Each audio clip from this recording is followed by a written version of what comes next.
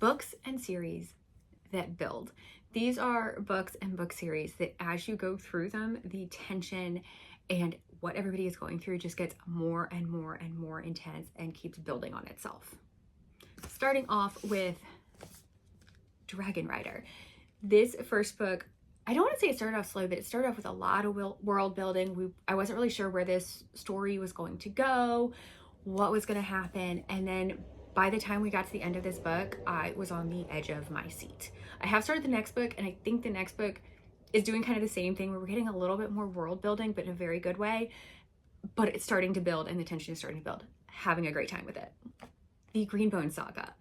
Each of these books is more intense than the last one, and they're addictive. There's just no way to stop. They are so good, and as you move through the series, it just keeps getting better, and everything these characters are dealing with keeps building. I think partially because of how much you care about these characters. Masters of Death. This book from the beginning was very entertaining, but in terms of how invested I was and what everybody was going through and how intense the plot was, it was definitely one that just kept building as we went through the story. It is wonderful. It is amazing. I will never stop recommending it, but it's a builder and I love it.